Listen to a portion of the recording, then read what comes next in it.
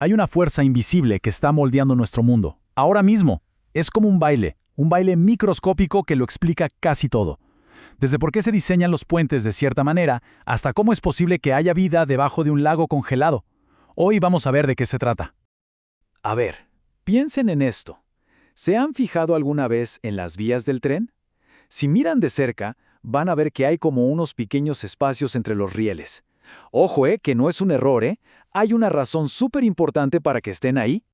¿O qué me dicen de este clásico? ¿A quién no le ha pasado? Metes una botella de vidrio con agua al congelador, te olvidas y cuando vuelves, ¡pum!, rota. Pero, ¿qué es lo que pasa ahí adentro? O sea, ¿qué fuerza es tan potente como para romper el vidrio así nomás?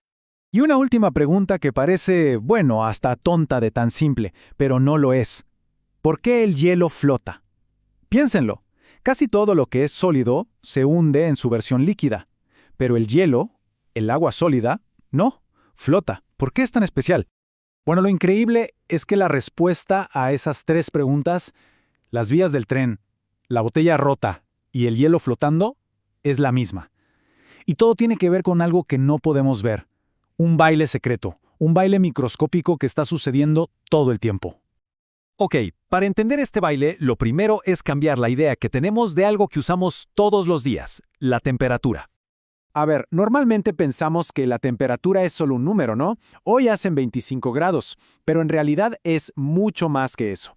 La temperatura es, en el fondo, una medida de qué tan agitadas están las partículas de algo. Es la energía de su movimiento, pura energía cinética a una escala diminuta. Y la regla es súper simple. Si le aplicamos más calor a algo, sus partículas se vuelven locas, se mueven mucho más rápido. Y si le quitamos calor, o sea, si se enfría, pues se calman, se mueven más lento. Así de fácil. Este es el corazón de todo el asunto. Ahora, ¿qué pasaría si llevamos esto al extremo? Si seguimos enfriando y enfriando algo, llegaríamos a lo que se conoce como el cero absoluto. Es la temperatura más fría que teóricamente puede existir. Y ahí se cree que este baile microscópico se detiene por completo. Pausa total. Las partículas se quedarían prácticamente quietas.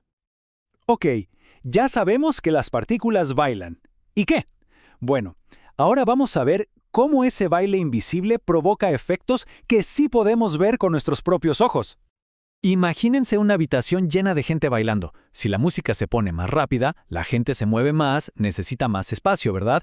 Bueno, con las partículas pasa exactamente lo mismo. Cuando se agitan con el calor, chocan, se empujan y, ¡pum!, ocupan más lugar. A esto se le llama dilatación térmica. Y sí, es por esto que las cosas se hacen más grandes con el calor.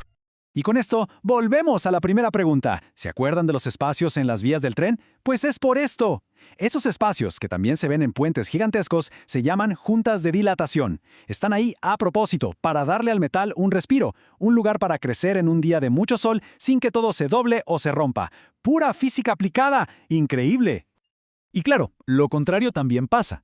Si algo se enfría, las partículas se tranquilizan, se juntan más y el material se encoge un poquito. Casi todo en el universo sigue esta regla. Pero siempre hay un pero, ¿no? Hay una excepción que lo cambia todo. Y aquí es donde la cosa se pone buena. Hablemos del agua, la sustancia más común y corriente del planeta, y resulta que es la gran rebelde. Rompe las reglas de una forma que, literalmente, permite que exista la vida como la conocemos. Quédense con este número. 4 grados Celsius. 4. Esta es la temperatura clave. Aquí, el agua alcanza su punto de máxima densidad. Y es a partir de aquí, para abajo, que empieza a hacer cosas muy raras. Porque, a diferencia de todo lo demás que se encoge con el frío, el agua, cuando baja de esos 4 grados y está a punto de congelarse, hace lo opuesto. Empieza a expandirse, crece, ocupa más espacio. Es una locura, una anomalía total en el mundo de la física.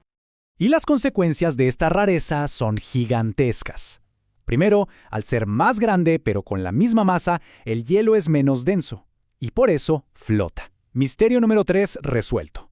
Segundo, esto explica por qué se rompe la botella en el congelador. El agua al expandirse no tiene a dónde ir y ¡pum!, rompe el vidrio. Y tercero, y esto es importantísimo para la vida en el planeta, como el hielo flota, crea una capa arriba de los lagos que los aísla del frío, permitiendo que los peces y todo lo demás sobrevivan abajo durante el invierno. Increíble.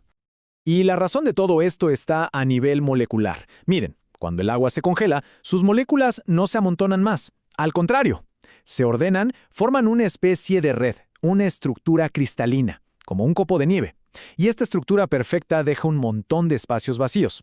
Por eso el hielo ocupa más volumen y es menos denso. Es pura geometría. Pero el calor no solo hace que las cosas se estiren o se encojan. Puede hacer algo mucho, mucho más radical. Puede transformar la materia por completo, cambiarla de estado.